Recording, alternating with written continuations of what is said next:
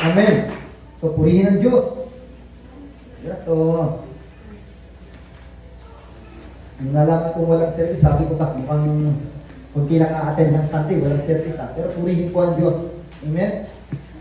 So, hindi po hadlang ang kawalan ng ating pong service para tayo po ay makapunta sa pananambahan natin sa Diyos. Amen? Kasi alam niyo po, mga kapatid, kaya pinagpapasalamat po sa Diyos ang buhay ng bawat isang narito ngayon. Kasi po, alam niyo po, kung sasabihin po natin na, Pastor, wala pong service niyo, hindi po kami nakapunta sa church, napakababaw na dahilan po yan. Di ba? So yung tayo po ay magdadahilan na, Pastor, wala po kasi service, kaya hindi po kami nakapunta sa church. Alam niyo po, napakababaw na dahilan po yan para sa bawat mananampalataya. Kasi ang totoong Kristiyano po, hindi hadlang ang mga maliliit na, kumbaga, pagsubok po yan sa atin eh. Hindi po hadlang yan para tayo po ay makapagbigay ng kaluwalhatian sa Diyos. Amen?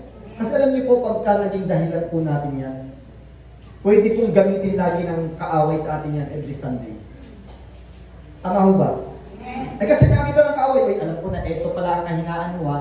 Sige, every Sunday gagamitin ko ngayon yung mga kahinaan na yan para hindi ka makapanambahan sa Diyos. Ay, di ba kaya maging aware po tayo mga kapatid? Lagi po natin tignan kung ano po ang ginagamit ng kaaway na si Satanas para tayo po ay mahadlangan sa ating pong pananambahan sa Diyos. Alam niyo po, once na napagtagumpayan po natin ang mga atake ng kaaway o yung mga taktika ni Satanas sa ating mga buhay, lalayuan tayo ni Satanas. Kaya nga sabi ng Bible, labanan natin ang diablo eh. Ibig sabihin, pag sinabing labanan, kapag merong mga ginagamit na hadlang ang kaaway na diablo para tayo po ay hadlangan sa ating pananambahan, sa ating paglilingkod sa Diyos. Kapag sinabi pong labanan, ibig sabihin po, hindi po natin i-entertain sa buhay natin yun. Hindi po natin hahayaan na makapenetrate ang mga ginagawa o mga taktika ni Satanas sa ating buhay para tayo po ay mahadlangan sa ating paglilingkod sa Diyos. Amen po ba? Amen. Alam niyo po, pagka napagtagumpayan po natin yan, maniwala kayo, ibang level naman ang gagamitin ni Satanas. Ganun lang po yun. Iba-ibang level po. Kasi pag sinabi po natin na tayo po ay mananagumpay na sa kaaway na diablo, tama po yan. Wala na pong kapangyarihan ang kaaway na diablo sa ating mga buhay upang tayo po ay kanyang kontrolin. Tama po ba? Bilang mananampalataya, malaya na po tayo dyan. Hindi na po tayo kasama o hindi na po tayo alipin ng kaaway na diablo. Dahil ang sabi po, you shall know the truth and the truth shall set you free. At ang sabi ni Apostol Pablo sa Galatians chapter 5, malaya na kayo dahil pinalaya kayo ni Kristo. So, Pastor, ano ba yung kalayaan na yun? Ako ba ay dating nabilanggo? Ako ba ay nakabilanggo? Kaya dapat ako ay palayain ng ating Panginoon Kristo. Yes, kapatid, dati po tayong mga bilanggo. Dati po tayong mga alipin. Dati po tayo ay kinukontrol. Tama ho ba? Yan po ang katotohanan. Nung wala pa po ang ating Panginoong Jesucristo sa buhay natin, tayo po ay nakabilanggo pa sa kaaway na si Satanas. Meron pa po siyang authority sa ating mga buhay noon dahil wala pa po si Jesus sa buhay natin. Nagagawa po ni Satanas na i-manipulate o kontrolin kung ano ang dapat natin gawin. Di ba? Kaya ang isang tao na wala pa po sa katotohanan o wala pa ang liwanag sa kanyang buhay, madali po siyang nadadaya ng kaaway ng diablo. Di ba? Pansinin niyo po, yung mga sinisira ang buhay sa mga bisyo, sila po ay kontrolado ng kaaway na si Satanas. Sapagkat hindi pa po nila tinatanggap ang tunay na liwanag na mula sa Diyos. Hindi pa po nila nakikita ang katotohanan na ang mga ginagawa pala nila ngayon ay kasiyahan ni Satanas na kanilang ginagawa. Amen?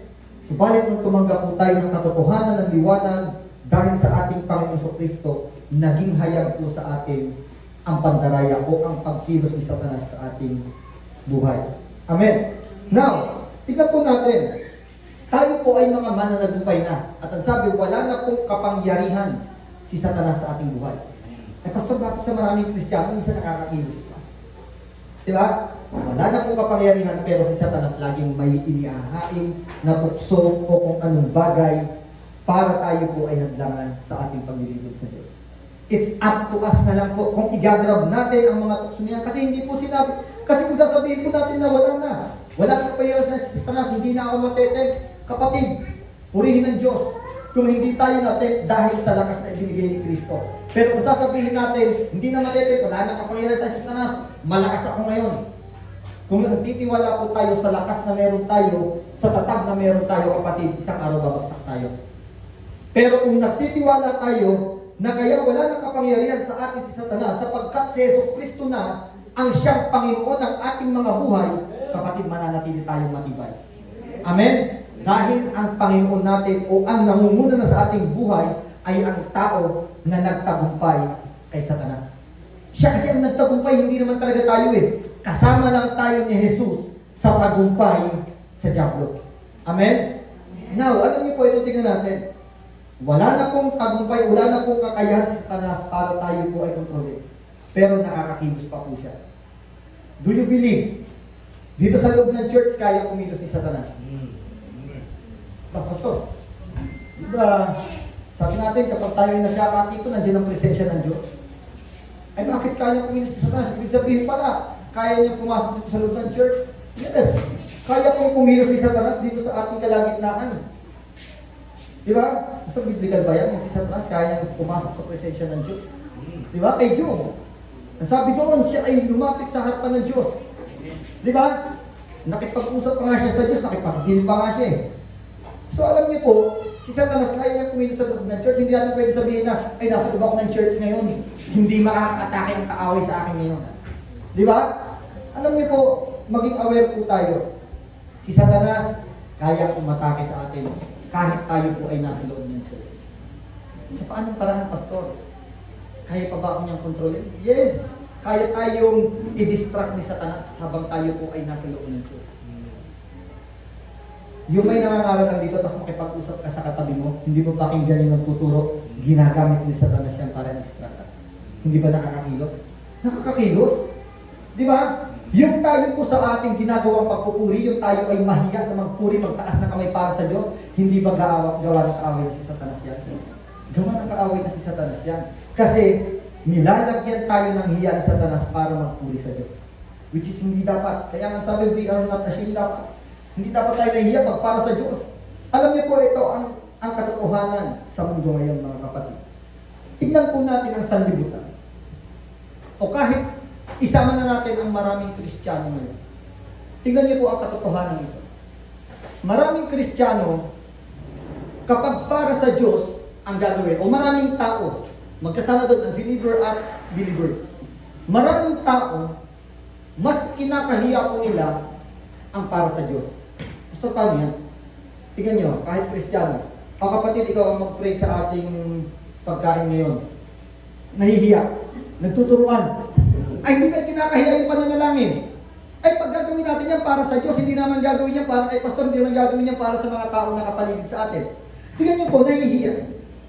Pero tingnan nyo po ang mundo ngayon. Ang daming tao, tingnan nyo, lalo sa pagka tayo po ay ng Facebook, hindi na po kailay. Ang dami kung ano-ano pinagagagawa.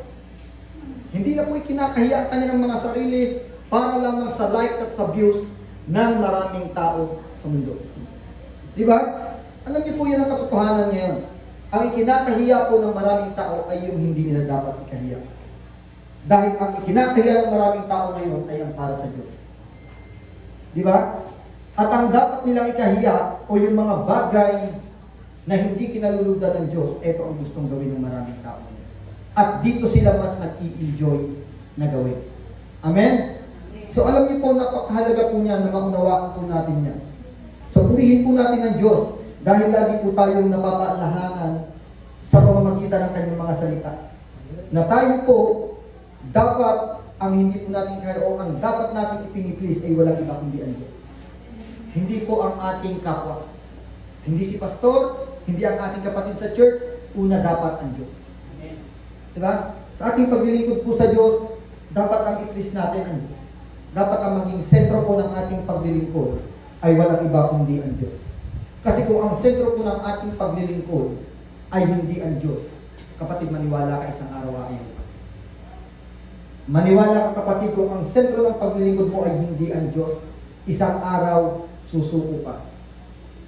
Isang araw ikakahiya mo ang paglilingkod na yan. Dahil hindi si Kristo ang sentro. Amen? Now, ito po ang ating pag-aaralan sa umagang ito. Sino pong pwede sa sila? Wala po yung pa natin yung presenter. Now, handa na po ba tayo sa Word of God? Amen. So, purihin ng Diyos. At tayo po ngayon ay handa sa mensahe ng Diyos sa atin sa umagang ito. Sige po, pa-slide po ang ating pag-aaralan. Ito po ang ating pag-aaralan. Sabi po dito sa ating title o sa ating pong pag-aaralan ngayon, hindi masasayang ang ating pagpapagal. Di ba? So, hindi ko masasayang ang ating pagpapagal. Sino dito ang mga nagpapagal? At ayun, minsan nagpapagal tayo para sa ating kabuhayan. Di ba? Madami tayong pagpapagal sa buhay bilang tao.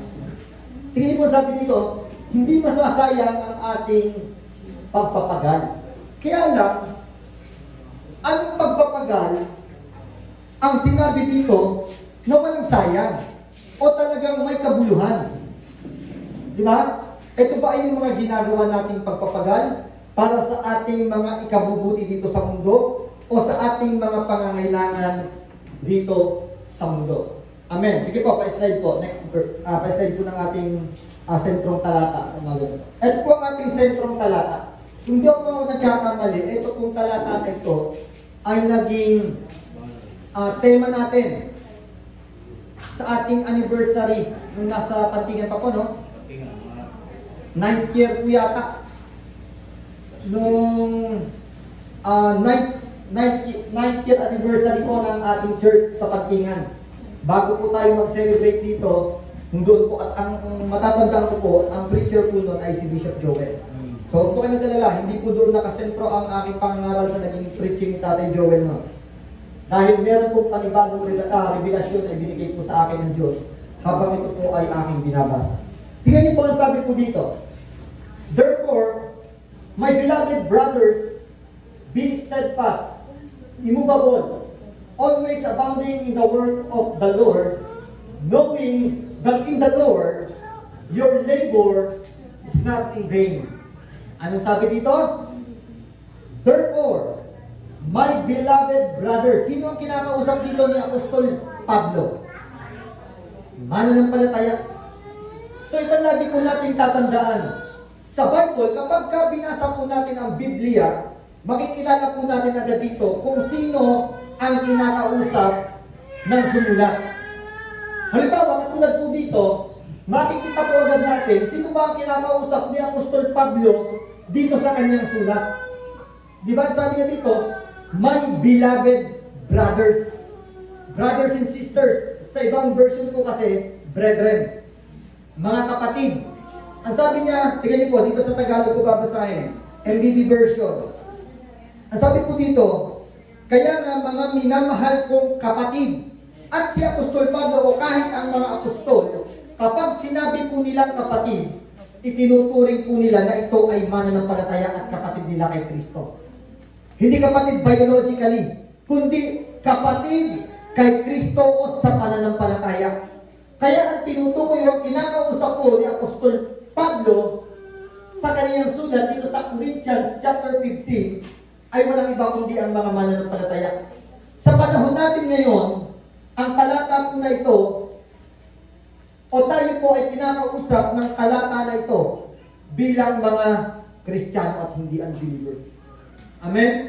So sabi dito, therefore my beloved brothers, be steadfast, maging matatag daw tayo, be immovable, huwag daw tayong matitinag.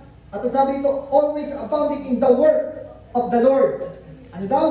Lagi tayong maging masipag, masigasig sa mga gawa o ipinapagawa ko sa atin ng Panginoon. Bakit kaya kailangan? Now, dito po ngayon papasok yung ating pong pag-aaralan. Knowing that in the Lord, your labor is not in vain. Ganyan po sa Tagalog. Ang sabi dito, Sa Tagalog, dahil alam ninyong hindi masasayang ang inyong mga pagpapagal. Take note, para sa Kanya. May mga pagpapagal dito sa mundo na masasabi nating sayang. Tama ko ba? May mga pagpapagal po dito sa mundo na masasabi natin na sayang. Pastor, bakit kaya masasabi natin sayang? Kasi pag binasa po natin ang Bible, ang pagpapagal na binibigyan lang ng kabuluhan ng salita ng Diyos ay walang iba kundi ang pagpapagal para sa Panginoon. Tama po ba?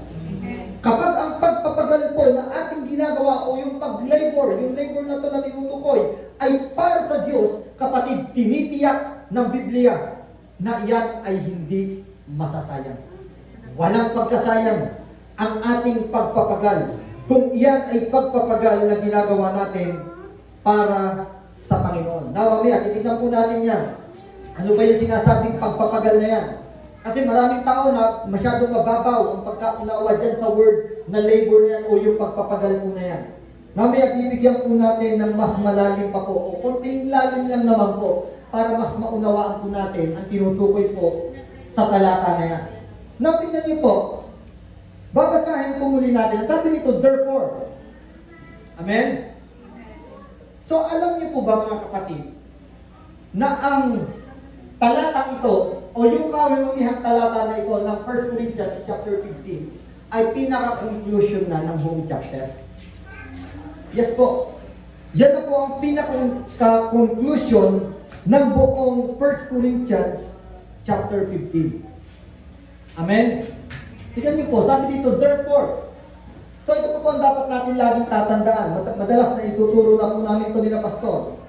Na kapag nakita po natin yung word na therefore o kaya na, ibig sabihin po nito, para mas maunawaan po natin ang sinasabi ng talata, kinakailangan po nating balikan ang mga previous verses. Di ba? O kailangan alamin po natin mabuti ang konteksto ng talata na ito. Bakit nasabi ni Apostol Pablo ang mga talata na ito? Bakit nasabi ni Apostol Pablo na ang ating mga pagpapagal para sa ating Panginoon ay hindi masasayang o hindi mawawala ng kabuluhan? Amen. Now, tignan po natin. Kung titignan o babasahin po natin ang buong chapter 15 ng 1 Corinthians, ano ba ang itinuturo ni Apostol Pablo sa mga taga-Korinto o sa mga mananampalataya sa Korinto ng mga panahon na to? Ang itinuturo niya po dito, una, meron po tatlong bagay. At mahahalagang bagay na dapat po nating maunawaan. Ano po yung tatlong mahahalagang bagay na to? Ang una po, ang muling pagkabuhay ng ating Panginoon Jesucristo. Naniniwala ka ba mahalaga yan, kapatid? Amen.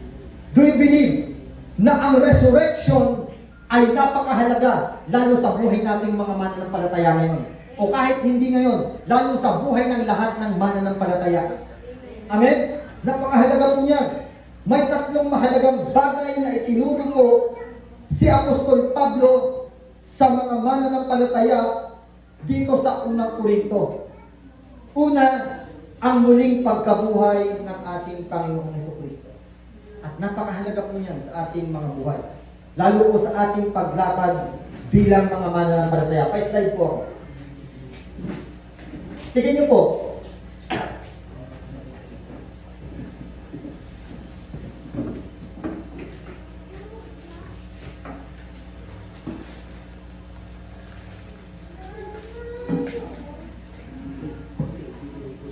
Tignan niyo po ang sabi dito sa unang mga bahagi ng 1 Corinthians chapter 15. Ang sabi po dito, mga kapatid, ngayon ipinapaalala ko sa inyo ang magandang balitang ipinapangaral ko sa inyo.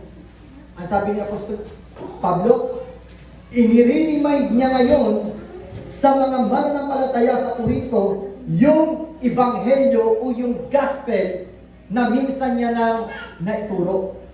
Amen? So napakahalaga pala ng reminders, ano? Kaya pala minsan sa ating pag-aaral, o madalas sa ating pag-aaral, talagang nagkakaroon tayo minsan ng reminders o ng parang balik pag-aaral sa ating gospel. Kasi napakahalaga po pala nito na laging na i-remind sa mga mananampalataya ang magandang balita na ito na minsan nang naipangaral. Alam niyo po bakit mahalaga?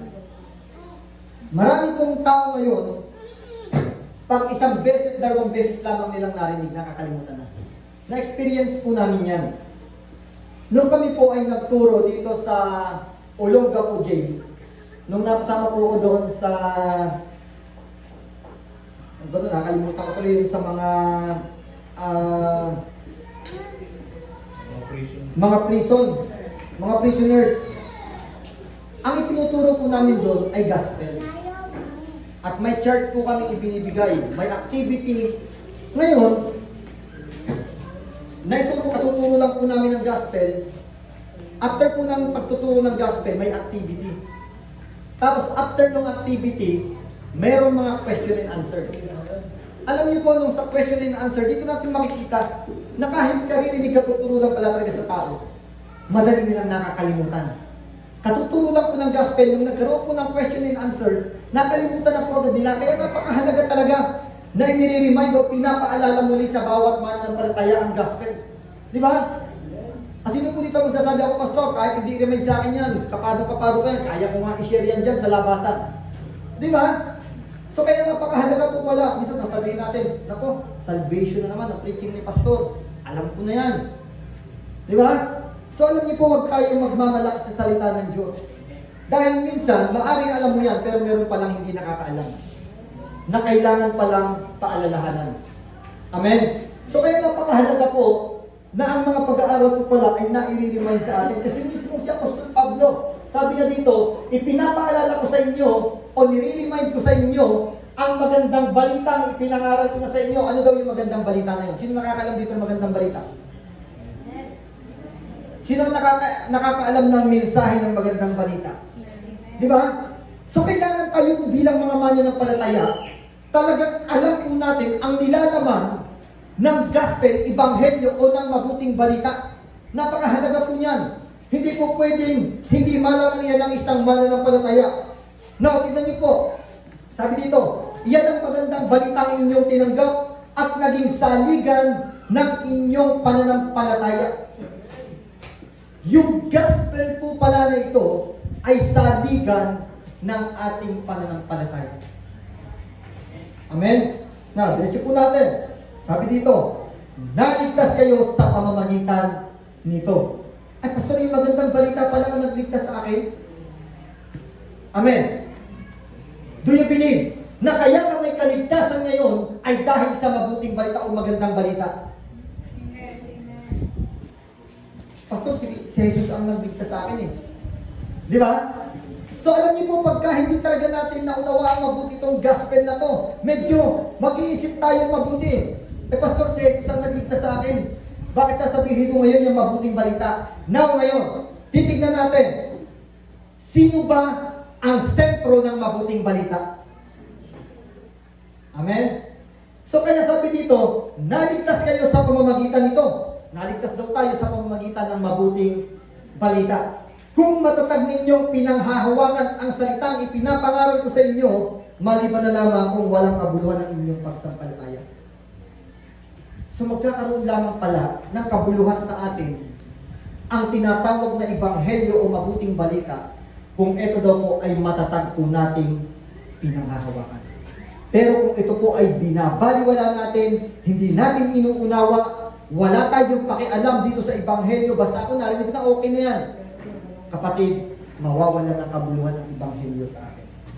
Kasi ang sabi po dito, maliban na lamang kung walang kabuluhan ng inyong pagsampalataya. Sabi dito, kung matatag ninyong pinanghahawakan ang salitang ipinangaral. Ibig sabihin talagang naitanim natin sa ating mga puso. Pinanghawakan natin na kahit anong pandaraya ng mundong ito, kahit sinong mga tagapagturo pa, ang dayain tayo, pinanghahawakan natin ang mabuting balita na ito. Ang sabi dito, magkakaroon ng kabuluhan sa iyo ang gospel. Kasi tinanggap mo talaga eh. Pinaniwalaan mo kasi, pag sinabi kasi pinanghahawakan, talagang pinaniniwalaan natin na ito ang totoo. Ito yun yung katotohanan, na ako ay naligtas dahil sa mabuting balita. Amen. Now, ano ba ito? Sabi sa verse 3. Verse 3 po, verse 3 na po tayo. Sabi po dito sa verse 3, sapagkat ibinigay ko sa inyo ang pinakamahalaga sa lahat, ang tinanggap ko rin. Diba? Tinuturo ni Apostol Pablo. Ano daw to? Na si Kristo'y namatay dahil sa ating mga kasalanan tulad ng sinasabi ng kasulatan. Yun po pala ang Ebanghelyo. Si Kristo'y namatay, bakit daw? Dahil sa ating mga kasalanan. Verse 4, inilibing siya at muling nabuhay. So yun po ang pinaka nilalaman ng mabuting balita o ng magandang balita na ito. Si Kristo ang siyang sentro, the main character of the gospel is no other than our Lord Jesus Christ. Siya ang pinaka-sentro nito at kung ano ang ginawa ng ating Panginoon Jesucristo dito sa magandang balita na ito, kung bakit ito ay maituturing na magandang balita. Magandang balita siya sapagkat dahil dito sa ginawa ni Jesucristo, meron tayong kaligtasan ngayon. Hindi ba good news yun? Good news yun. Magandang balita yun dahil meron pong katiyakan ang ating kaligtasan ngayon. Amen. At sabi dito, siya'y muling nabuhay sa ikatlong araw tulad ng sinasabi din ng kasulatan. So yan po ang ipinapaalala ni Apostol Pablo sa mga taga-Korinto o mananampalataya ng Korinto. Yan po ang nilalaman. Una, ang muling pagkabuhay ng ating Panginoong Jesucristo. At dahil sa muling pagkabuhay ng ating Panginoong Jesucristo, ito po yung pangalawa na dapat po nating maunawaan o dapat po nating matutunan o panghawakan, paniwalaan sa ating buhay. Ang muling pagkabuhay ng mga patay. Ba, ito, mukhang nakakatakot yan ah. Baka magulat tayo eh, mga patay, naglalakaran dyan ah. Kasi muling nabuhay eh. Ay diba, kasi alam niyo po, ang mga Hudyo ayaw nilang paniwalaan yan, yung mga Pariseyo, ay talagang kinukontra po nila ang sinasabing muling pagkabuhay. Opo. Kaya lang po, titignan po natin ngayon, totoo ba yan, muling pagkabuhay na yan? Saka ano ba yan, muling pagkabuhay ng mga patay na yan? Parang nakakatakot naman yan. Ay di ba, lalo ngayon, malapit na yung dating paniniwala natin na ano yung dating paniniwala natin, kapag November 1, naglalabasan daw, maraming mga nakakatakot, mga kaluluwa, kung ano-anong pa eh. Ay di ba, alam niyo po, doon isa yun sa paglaya natin. Dati naniniwala tayo sa mga ligaw na kaluluwa. Ngayon, sino ba dito naniniwala sa ligaw na kaluluwa? Isa may nakitang paru-paro, uy, mukhang binibisita ako ng namaya pa akong mahal sa buhay. Amen. Alam niyo po, dyan tayo pinalaya ng Diyos. Amen. Dyan po tayo pinalaya ng Diyos dahil hindi po ito ang ligaw na kaluluwa. Alam niyo po, kung babasahin o titignan, aralin talaga natin ang Biblia, wala pong kaluluwa na bumalik dito sa mundo at nagpagala-gala dyan. Dahil malinaw po ang sinasabi ng salita ng Diyos na ang tao pag namatay, ang ating pong pisikal na katawan, ito po, ay ilalagay sa kanyang huling hantungan, doon sa nicho, doon na hanggang sa mabulok. Di ba? At ang ating pong kaluluwa, either ito po ay doon sa tinatawag na Hades o doon sa presensya ng Diyos. Di ba? Doon sa Hades, ito po yung sinasabing temporary, yung pansamantalang pagpapatikim ng kaparusahan doon sa mga hindi mananampalataya. Amen? So kung ngayon lamang po natin ito narinig, ito po ay may katotohanan. Di ba? Now, tignan po natin.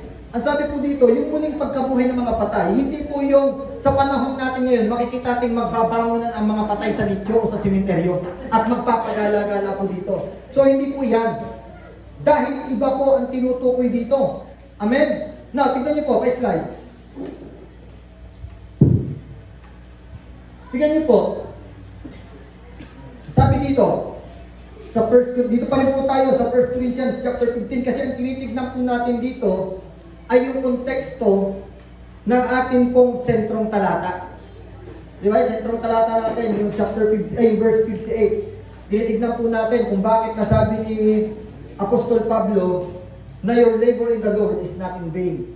Titignan po natin, una dahil sa muling pagkabuhay ng ating Panginoon Jesucristo. Ang pangalawa, muling pagkabuhay ng mga patay. Tingnan niyo po sabi dito, ngayon kung ipinapangaral namin si Kristo yung muling nabuhay, bakit sinasabi ng ilan na hindi muling bubuhayin muli na hindi muling bubuhayin ang mga patay. Di ba? Yun po, yung mga Pariseo, hindi po sila naniniwala dyan. Sa kanila, pag namatay na ang tao, wala na yon. Hindi na daw muling bubuhayin yan.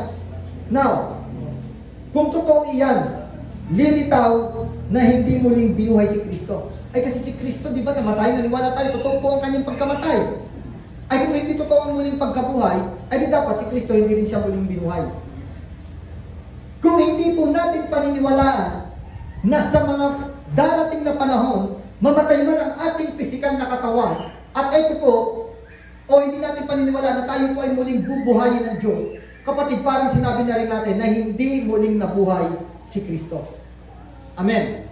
Kasi hindi po tayo naniniwala sa muling pagkabuhay ng patay. Tingnan po sa verse 14. At kung si Kristo ay hindi muling nabuhay, walang kabuluhan ang aming pangangaral at walang katuturan ang inyong pananampalataya. Now, titignan po natin dito, ang pinakasentro po nito o pinakamahalaga po dito ay ang paniwalaan po natin na muling nabuhay ang ating Panginoong Jesucristo. Bakit po? Dahil dito po nakasalig, nakasalalay ang ating pananampalataya. Dahil pag pinaniwalaan natin na si Jesucristo ay muling binuhay ng Diyos, kapatid, dapat paniwalaan din natin na tayo ay muling bubuhay ng Diyos. Kapag dumating na ang ating kamatayang pisikal, hindi nga lamang sa panahon ito, kundi sa panahon ng Diyos. Sa panahon ng pagbabalik ng ating Panginoong Jesucristo. Now, ang muling pagkabuhay po ni Kristo ay nagbibigay ng pag-asa sa atin bilang mga mananampalataya. Tama ho ba? Alam niyo po, yan po ang katotohanan. Dahil sa muling pagkabuhay ni Kristo, nabigyan po tayo po ng pag-asa na muli rin tayong mabubuhay. Amen? Basta paano yan? Paano yung pag-asa na yan? Umaasa po tayo na ang lahat ng ating paglilingkod o yung pagsampalataya natin ay hindi talaga masasayang. Sa pagsampalataya, dahil tayo po ay naligtas, hindi masasayang itong pananampalataya ko na to. Kasi alam ko na ako ay muling bubuhay ng Diyos sa pagbabalik ng ating Panginoong Jesucristo. Diba? So dyan po natin masasabi na nagbibigay po ito ng pag-asa sa mga mananampalataya. Pa-slide po, next verse. So medyo marami po tayong verse sa ating introduction. Sige po, direct slide. Amen. Sabi dito sa verse 20, ngunit ngayon si Kristo ay muling binuhay, ito'y katibayan na muling bubuhayin ang mga patay. So, ang garantiya o ang katiyakan na ang mga mananampalataya na namatay ay muling mabubuhay ay walang iba kundi ang muling pagkabuhay ni Jesucristo. Yan po ang garantiya. Sabi po dito, the resurrection of Christ guarantees the resurrection of all believers. Believers po ang talagang bubuhayin. Di ba? So yan po. Tingnan po, next verse. Thessalonica.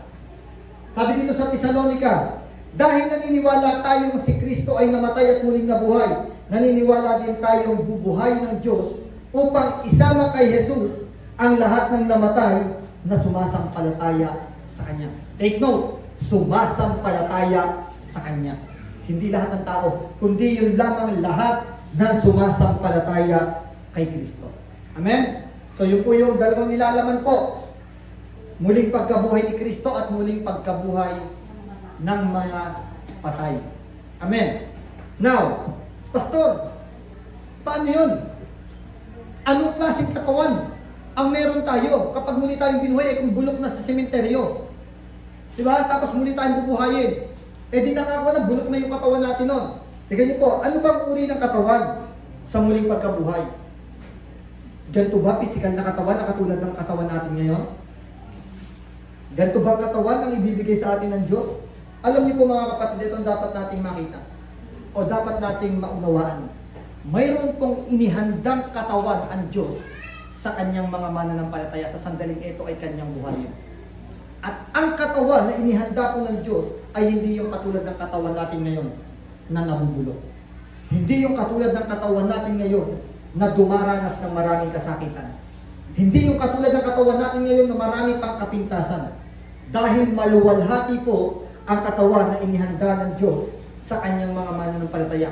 Kung anong katawan mayroon ngayon ang ating Panginoon Jesucristo nung siya po ay muling nabuhay, ganong katawan po ang inihanda sa atin ng Diyos. isang maluwalhati na katawan. Glorified body po ang inihanda sa atin ng Diyos. Tignan niyo po, pa-slide. Sabi dito, Corinthians pa rin, subalit may magtatanong, paanong bubuhayin muli ang mga patay? Ay, di ba, pwede nga natin maging tanong to. Pastor, paano bubuhayin muli ang mga patay?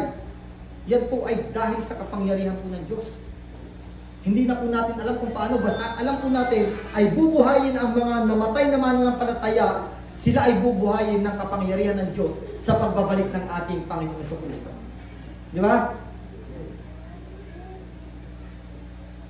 Anong magiging uri ng katawan nila? So yun naging tanong eh. Ano daw magiging uri ng katawan ng mga mabubuhay?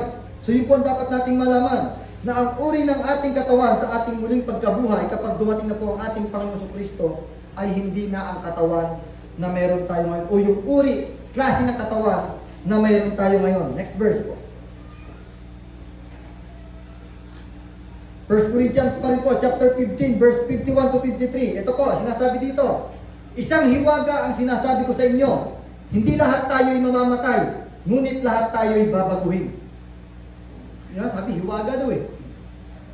Hiwaga talaga, kasi kung titignan po natin ba, hindi pala lahat ng tao mamamatay. Eh di ba nagtuturo ang mga pastor na lahat tayo darating sa kamatayang pisikal? Contradict po ba yun? Hindi po contradict yun, mga kapatid. Hindi po nagko-contradict ang itinuturo na lahat ng tao ay mamamatay. Di ba? Lahat tayo ay mamamatay ang ating pisikal na katawan. Tingnan niyo po, ang sabi po dito, isang hiwaga ang sinasabi ko sa inyo. Hindi lahat tayo ay mamamatay, ngunit lahat tayo ay babaguhin. Pastor, paano yan? Paano hindi lahat mamamatay? Ibig sabihin, may mga tao pa lang hindi talaga darating sa kamatayan. Sino kaya yung mga tao na yun? Sa tingin niyo po, sino yung mga tao na yun? Ito po, verse 52. Sa isang sandali, sa isang pag-ihip ng trumpeta, sapagkat sa tunog ng trumpeta, ang mga patay ay muling bubuhayin. So ito yung sinasabi natin kanina. Ang mga patay ay muling bubuhayin. Biblical talaga, no? At dapat talaga nating paniwalaan. Dahil nakasalalay po o nakasalig sa salita ng Diyos na talagang ang mga patay ay muling bubuhayin. Tignan niyo po, take note. At di na muling mamamatay. At mapapalitan ng katawang hindi namamatay. So ito yung sinasabi natin kanina. Sa ating muling pagkabuhay, ang katawan na mayroon tayo ngayon ay ang ipapalit ng Diyos sa ating katawan na namamatay ay ang katawan na hindi namamatay. Yung katulad ng sa ating Panginoon Jesucristo. Dahil nung si Jesus ay nag-resurrect o nabuhay muli, pinagtagumpayan niya po ang kamatayan. Kung kaya ang katawan na meron po ang ating Panginoon Jesucristo ay katawan na hindi na mamamatay. Wala na pong kapangyarihan ng kamatayan doon sa katawan na yun ng ating Panginoon Jesucristo. At ganong katawan po ang inihanda ng Diyos sa kanyang mga mananampalataya. Meron po tayong nakahandang katawan na sabi dito, hindi na mamamatay. Wala na pong kapangyarihan ng kamatayan doon sa katawan na inihanda sa ating ng Diyos sa ating muling pagkabuhay. Tignan niyo po. Verse 53, ang ating katawang nabubulok, physical body, di ba? Nabubulok, nasusugatan, nasasaktan, di ba? So ito po yung katawan natin ngayon, yung physical body po natin. Sabi nito, ay mapapalitan ng hindi nabubulok. Ito yung sinasabi natin kanina. Maluwalhating katawan. Mapapalitan na ng katawang hindi nabubulok. At ang katawang namamatay ay mapapalitan ng katawang hindi mamamatay. Sa ating muling pagkabuhay at sa panibago nating katawan na ibibigay ng Diyos, ang sabi ko doon, wala nang kapangyarihan ang kamatayan para mamatay pa ang katawan natin na yun. Bakit? Dahil sabi dito, hindi na muling mamamatay. Kaya so napakahalaga po yan. Now, pastor, ulitin natin. Sino yung mga tinutukoy na hindi na mamamatay na sinabi dyan sa talata kanina? Kasi medyo na magulo yun eh. Meron palang mga tao hindi na mamamatay. Di ba? Mapalad po tayo kung aabutin natin na dumating ngayon ang ating Panginoong Jesucristo na tayo po ay buhay dito sa mundo. Hindi na po natin daranasin ang kamatayang pisikal. Hindi na po natin mararanasan na tayo po ay ilibing pa sa simenteryo. Bakit po? Dahil pag dumating ang ating Panginoong Jesucristo dito, ang lahat ng mga mananampalataya na buhay ay kukuhanin niya na. Amen po ba? Amen. Kasi irarapture. Kukuhanin na po tayo ito yung sinabing dadagitin. Yung rapture na ayaw paniwalaan ng maraming tagapagturo ngayon. Pastor, wala naman sa Bible yung rapture na yan eh. Dapat ba nating paniwalaan yan? Hindi naman kasi mababasa yung word na rapture sa Bible eh. Kung mag-word for word po talaga tayo, ay hindi natin talaga makikita. Di ba?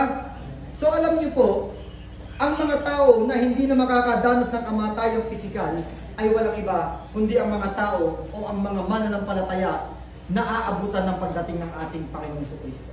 Dahil irarapture na sila at hindi na nila mararanasan pa ang kamatayang pisikal. Now, ano naman mangyayari doon sa mga mananampalataya na namatay? Ito yung sinasabi natin kanina. Sila ay muling bubuhayin upang bigyan ng panibagong katawan. Yung katawan na hindi nabubulok at katawan na hindi na namamatay. That's why, sinabi ni Apostol Pablo na your labor in the Lord is not in vain.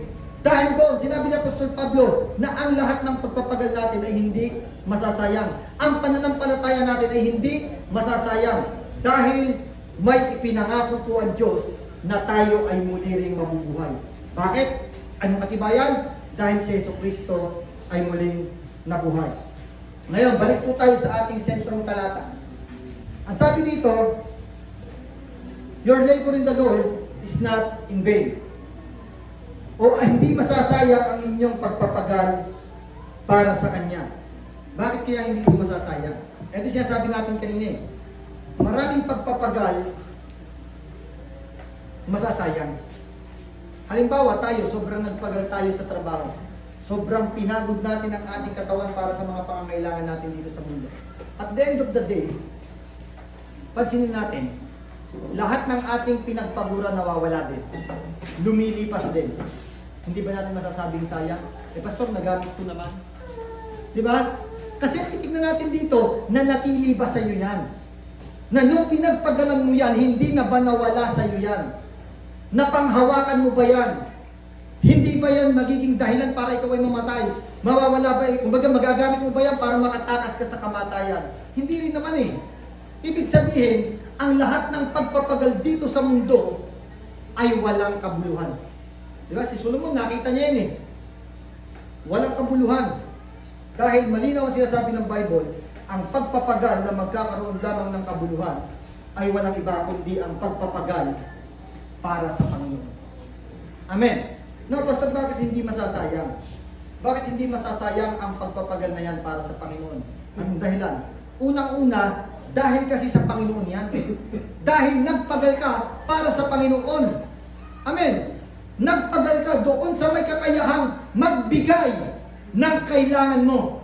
Nagpagal ka doon sa may kakayahang magbigay ng lakas sa'yo. Di ba? Doon sa source ng lahat ng bagay. Doon sa source ng lahat ng kailangan natin. Para sa Kanya kasi tayo nagpapagal. Kung kaya't hindi masasayang. Amen. Amen. Maraming tao ngayon, sobrang nagpapagal sa maraming bagay, pero wala silang pakialam para magpagal sa Panginoon. Wala silang pakialam para gumawa man lamang sa Panginoon. At ang lundo nito, sayang lahat.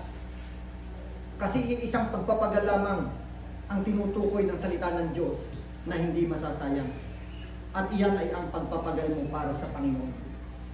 Magpagal ka man ang magpagal dito sa mundong ito, pagurin mo man ang gusto, pahirapan mo man ang sarili mo, kung hindi para sa Panginoon yan, useless na yan. Amen? Di ba? So kapatid, gusto mo ba yung ganon? Gusto ba natin yung ganon? Na lahat ng pagpapagal natin, magiging useless lang pala bandang huli? Ay doon na tayo sa pagpapagal na alam nating hindi masasayang. Di ba? Kasi ang hirap ng ganun eh. Nagpakapagod tayo tapos sasabihin natin, nagpakapagod ako para sa wala. Di ba? Meron ganun minsan pangyayari na masasabi natin, sayang ang pagod ko. Napagod ako para sa wala lang din pala. Di ba nangyayari yung ganun? Ibig sabihin, nawala ng kabuluhan. Pero dito, tinitiyak ng salita ng Diyos na ang pagpapagal mo para sa Panginoon ay hindi mawawalan ng kabuluhan. Kahit hindi na-appreciate ng maraming tao ang ginagawa mong pagpapagal para sa Diyos, para sa Diyos may kabuluhan yan. Kung sa mga tao, nako, sinasayang nilang yung oras nyo dyan, sa mga paghayo, sa mga paglilingkod na yan, sinasayang nyo ng panahon nyo, imbes na marami pa kayong magagawa para sa buhay nyo. Kapatid, para sa kanila sayang. Pero sabi ng salita ng Diyos, hindi masasayang. Bakit?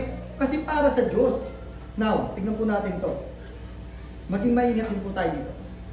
Ang pagpapagal ba na tinutukoy dito ay yung para sa ministry na. Pastor, ako nagpapagal ako kasi every Sunday, talagang ginagampanan ko yung ministry na meron ako. Na talagang pagka may gawain talaga, pupunta talaga ako. Kaya nagpapagal talaga ako, Panginoon. Nagpapagal ako, Panginoon.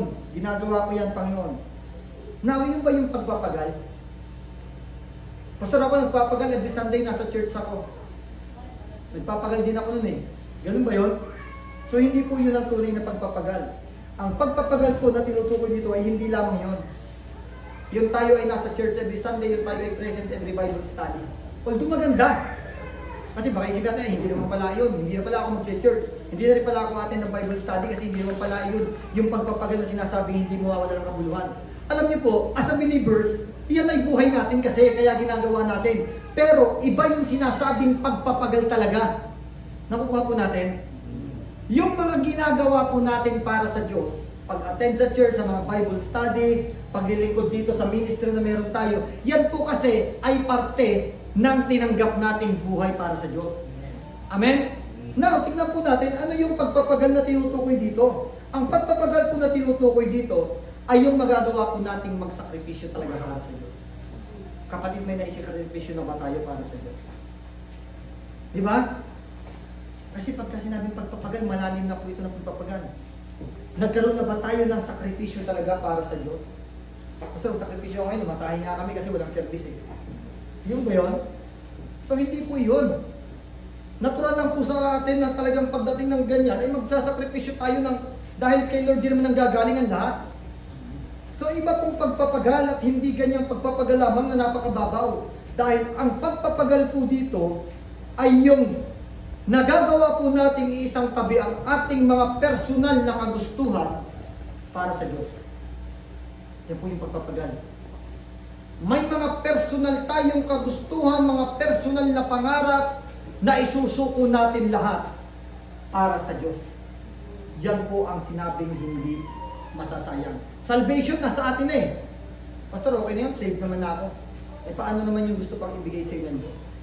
Doon na lang ba tayo sa one-way ticket na okay na, save na ako eh. Wala na akong gagawin para sa Panginoon, at least save. Kapatid, hindi ganyan ang mindset ng isang tao na tunay na save. Dahil ang mindset ng isang tao na tunay na naligtas at tumanggap ng kaligtasan, meron talaga siyang gagawing pagpapagal para sa nagbigay sa kanya ng kaligtasan. Amen? Amen. Now, tignan po natin. Ano ba yung pagpapagal na yun? Tignan niyo po. Ito ang sinasabi ni Apostol Pablo. Next slide. So una, ito yung unang puntos natin. Dahil ito ay para sa Panginoon, kaya hindi masasayang. Next verse. Sabi po dito ni Apostol Pablo, tignan lang po natin yung naka-highlights ng red.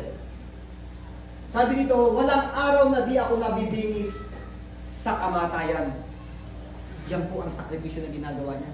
Yan ang pagpapagal o pag-labor ni Apostol Pablo. Na dahil sa kanyang ginagawa sa Panginoon, ang sabi dito, walang araw na hindi siya nabibingit sa kamatayan. Ay tayo hindi pa nabibingit sa kamatayan, pero wala na tayong magawang sakripisyo para sa Diyos. Tama mo ba? Pag nagutom tayo, ayaw na natin magsakripisyo para sa Diyos.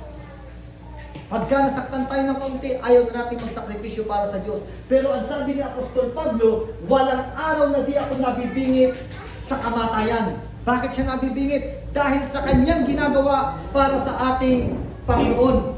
Kaya nasabi niya, my labor o our labor in the Lord is not in vain. Kasi alam niya na ginagawa niya ang lahat ng to na nabibingit man ang kanyang buhay sa kamatayan sa bawat araw. Alam niya na hindi ito mawawala ng kabuluhan. Bakit? Dahil para sa Panginoon ang kanyang ginagawa. Kaya kapatid, kung tayo ay naglilingkod para sa Panginoon, hindi para kay pastor, hindi para sa ating kapatid, hindi para sa sarili natin, your labor in the Lord is not in vain. Amen. Kasi maraming tao ngayon naglilingkod lang dahil sa sarili niya. Maraming tao naglilingkod dahil sa pastor. Maraming tao naglilingkod dahil sa kanilang kapatiran. Pastor, paano mo nasabi yan? Dahil ang mga ganyang paglilingkod, madaling umayaw. Ang mga ganyang paglilingkod na hindi si Kristo ang sentro ng paglilingkod, madali po nating bitawan ang sinasabi nating paglilingkod. Madali natin siyang ipagpalit sa napakaraming bagay dito sa mundo. Madali natin siyang ipagpalit sa mga kasiyahan natin dito sa mundo. Bakit? Dahil hindi si Kristo ang sentro ng ating paglilingkod na to. Madalas nagiging burden sa maraming naglilingkod ang paglilingkod. Bakit? Dahil hindi si Kristo ang sentro. Ang sentro kasi ng ginagawa niyang paglilingkod ay ang kagustuhan niya lamang. So alam niyo po kung ganun lang magiging sentro ng ating ginagawang paglilingkod, yung sa sarili lamang nating kagustuhan, kapatid, isang araw mawawala tayo. Tama, mali? Tama po yan. Dahil pag napagod tayo, ayawan na. Dahil pagka binibigyan o hinihingan na tayo ng pagkakataon na tayo po ay magsakripisyo para sa ating paglilingkod na to at hindi natin kaya ibigay, ayaw na. Kasi wala na tayong gagawin eh. Di ba? Wala tayong gagawin kasi nakasentro na okay lang naman kung hindi ko magawa yan. Kasi hindi ko kaya yan eh. Nahihirapan ako dyan eh. Kasi nga, nakatingin lamang tayo doon sa ating paglilingkod na yon. Hindi doon sa kung sino ang dahilan kung bakit tayo naglilingkod. Di ba? So kaya dapat sa ating paglilingkod, ang dapat na maging sentro natin lagi ay walang iba kundi ang ating Panginoon Kristo. Kung gusto natin na manatiling matatag tayo sa ating paglilingkod, gawin natin na si Kristo ang pinakasentro ng ating paglilingkod. Bakit? Dahil sa sandaling manghina ka, may kalakas siyang bibigay sa iyo. The joy of the Lord is our strength. Kasi kung naglilingkod lang tayo para sa sarili natin, walang kabuluhan ang lahat ng yan. Dahil malinaw ang tinutukoy ni Apostol Pablo, iisang pagpapagal lamang ang hindi mawawalan o hindi masasayang. Ang pagpapagal para sa Panginoon. Amen? Di ba? So kaya, yung mga ginagawa natin dito sa loob ng church, kung kita niyo po, unti-unti nang lumiliwanag ang ating church. Hallelujah. Kung yan po ay ginagawa lamang natin, dahil kasi si Pastor nagpatawag kasi kailangan makapunta doon. Nakakaya naman na hindi ako makita sa picture taking. Di ba? Ay, nako. Ay, kung yun lang ang sentro, yung makita tayo sa picture taking, hindi, iyak na, next time na lang ako. Kaya mo siya sa picture, sa susunod na mapasama sa picture. Ay, hindi sinunod ng sentro. Di ba? Ay, hindi nawawala ng kabuluhan, sayang. Di ba? So, kaya kailangan makita po natin lagi dito na, pupunta ako sa church. Kasi gusto ko talagang mapaganda yung sanctuary ni Lord eh.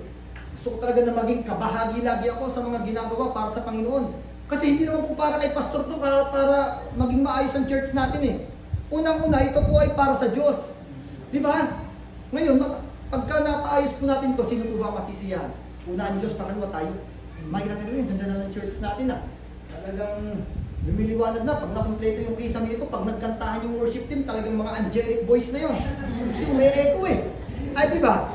So alam niyo po, sa bawat gagawin po natin para sa Panginoon, ito po ang dapat natin nakita. Kapag kasi gumagawa po tayo para sa Panginoon, imposibleng hindi tayo makakaranas ng kagalakan sa ating puso. Basta totoo ito na para sa Panginoon ha, ito siya sabi natin ha, pero kung nagiging burden po sa atin, kapatid, ipacheck natin. Lord, para sa iyo pa ba yung ginagawa ko? Kasi nagiging burden sa akin eh. Ang hirapan ako sumunod kila pastor kasi Lord eh. Kasi kila pastor ka nakatingin. Sa mga leader ka nakatingin. Pero kung kay Lord ka nakatingin, kahit na utusan ka ng pastor, kahit na hindi ka utusan ng pastor, Lord, ako magpupusa ako. Kasi para sa itong gagawin ko na to. Di ba? Tama ba? Dahil si Kristo ang siyang sentro ng ginagawa po nating paglilingkod. Pag sa pastor, pag nainis ka sa pastor naman, nakakainis naman yung sa pastor Brian. Di naman marunong magmasilya. Bako-bako naman yung masilya. Bahala nga siya doon. Makarunong naman sa pagmamasilya, di naman marunong, bako-bako magmasilya. Hirap-hirap kaya magliya, sakit sa balika. Di ba? Kay pastor nakatingin, hindi na talaga doon sa tamang paglilingkod kay Lord. So mawawalan ang kabuluhan, masasayang, aayaw talaga tayo. Pero kung si Kristo talaga, ay kahit na wala pang masilya, ipalihan na yung mga rap na yan, ay gagawin natin yun. Kasi si Lord ang naging sentro eh. Amen? Now, tignan niyo po, bakit hindi masasayang? Pangalawa.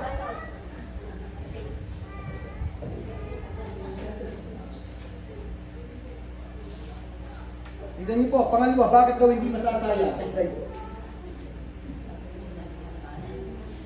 Pabalik po, pabalik. Yan po ang dahilan kung bakit hindi masasayang. May reward. Sino gusto ng reward?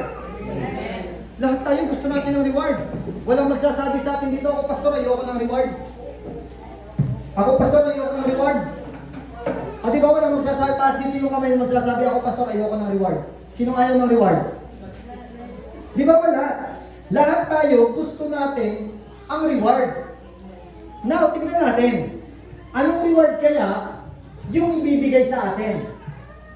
Kasi pag sinabing reward, uy, timpala to ah. Alam niyo po sa reward na to, huwag natin titignan ito na tumutukoy sa mga material na bagay dito sa mundo. Tama? Kasi pag ito ang tinignan natin, pwede tayong ma-disappoint. Lord, bakit nga hanggang ngayon wala pa rin yung reward ko? Nagpapagal naman ako para sa iyo, pero bakit hanggang ngayon hindi mo pa ako binibigyan ng kotse? Bakit hanggang ngayon, Panginoon, wala pa rin akong million sa bank account ko? Nagpapagal naman ako para sa iyo eh. Kasi yung reward na hinahanap nandito lagi sa mundo. Kaya pagka hindi nakita yung mga reward na inaakala niya na yun, umaayaw sa Panginoon. Tama ho ba? Kaya marami po, pinanghihinaan dahil ang reward na tinitignan ay yung reward na ibinibigay ng mundong ito. Although si Lord, kaya tayong i-bless talaga ni Lord eh. In an instant, kaya tayong bigyan ni Lord ng lahat ng bagay na gusto natin eh. Pero bakit kaya hindi binibigay agad ni Lord? Kasi alam niyo po itong katotohanan eh. Ang daming tao ngayon, kapag ka nabigyan o pinagpala ni Lord, nagiging dahilan minsan yung pagpapala para mapalayo kay Lord. Tama ho ba? At yan po ay isang katotohanan talaga. Kapag tayo nasa mabigat na pagsubok, pray tayo, iyak tayo kay Lord. Lord, pagpalain mo po kami, Panginoon. Hirap na po kami ngayon. Maglilingkod ako sa iyo, Panginoon.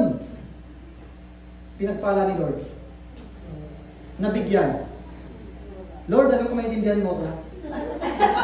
Busy lang. Hallelujah. Huwag naman natin ganunin si Lord.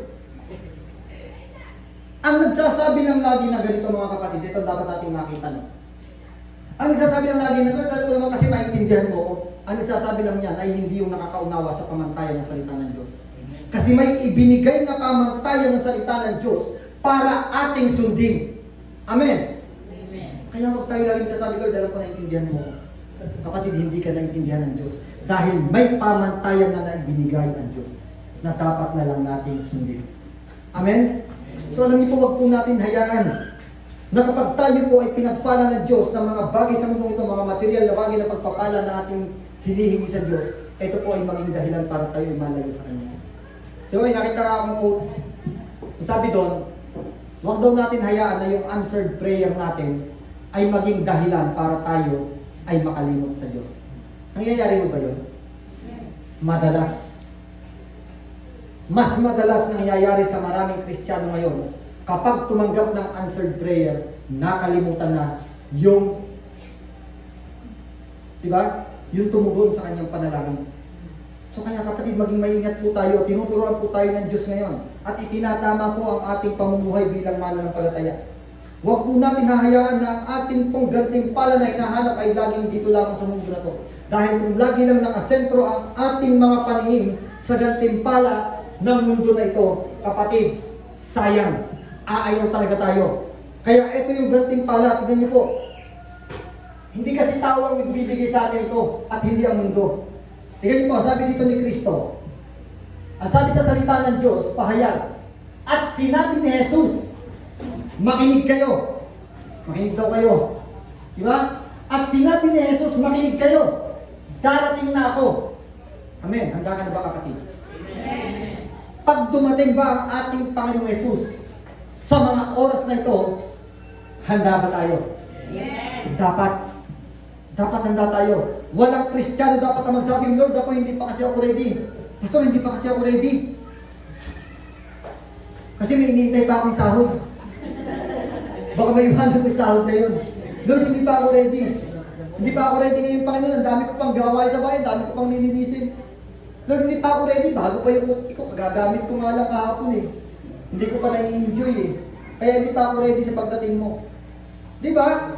So sabi dito, At sinabi ni Jesus, makinig kayo, darating na ako.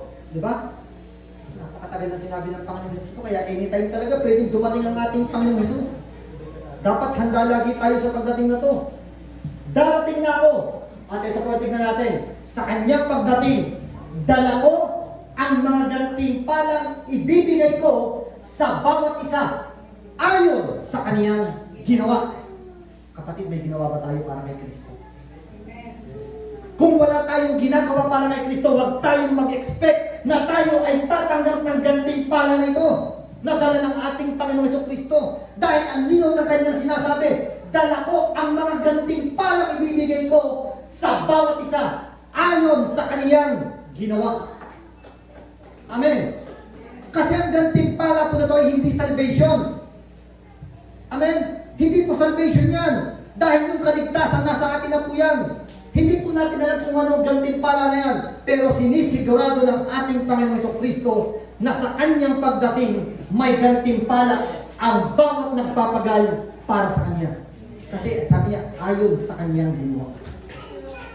Kaya pala nasabi ni Apostol Pablo na your labor in the Lord is not in vain. Dahil may nakahandang gantimpala ang Panginoong Jesucristo para sa iyong pagpapagal. Pagpapagal para sa Kanya. Hindi pagpapagal para dito sa mundo. No, kapatid, excited ka ba sa gantimpala na? Amen. Huwag lang ang gantimpala ng mundo ang ating tignan. Dahil ang gantimpala kayang ibigay sa atin ng mundo o ng tao, lumilipas yan. Di ba? Di ba sabi nga, ay kung yung papuri lamang ng tao hinahangad natin, ay wala, useless lahat yan. Dapat ang papuri na galing sa Diyos ang lagi po natin hinahangad. Di ba? So ngayon po, eleksyon. Di ba? Eleksyon. Napakainit na usapin po ngayon yan. And I do believe, hindi ang eleksyon ang maglalayo sa bawat isa sa atin. Di ba? So I do believe po, eleksyon po ngayon. Tignan niyo po. Ang mga kandidato po ngayon ay talagang mangangako at talagang magbibigay ng kanya-kanyang plataforma. At kapag nagawa po ng isang kandidato ang kanyang mga adhikain sa barangay, sino po ang napapapulihan? Yung kandidato. Napapulihan po ba ang Diyos? Ay madalas hindi po eh. Ngayon, sino po ang nakapagbigay ng papuri sa kanya? Yung tao. Di ba? Kaya sabi po, kung ang hangad lamang po natin ay ang papuri na galing sa tao, ay wala, useless po lahat. Dahil ang papuri na galing sa tao, lilipas yan. Pero ang papuri na galing sa Diyos, yan ang hindi mawawala. Amen? So ang hangarin po nating gantimpala na sinasabi dito na magiging reward sa atin dahil sa ating pagpapagal para sa Diyos ay ang eternal reward. Huwag yung gantimpala na temporary reward lamang dito sa mundo. Lagi po nating hangarin ang gantimpala na dala ng ating Panginoon Jesucristo sa kanyang pagbabalik. Para po sa ating conclusion, magpakatatag tayo at huwag matinag sa ating pananampalataya. Bakit daw? Dahil alam po natin na ang ating pagpapagal ay sulit para sa Diyos. Ang lahat ng pagpapagal po natin para sa Diyos ay sulit. Hindi masasayang ang ating pagpapagal para sa Panginoon dahil buhay si Kristo at makakaasa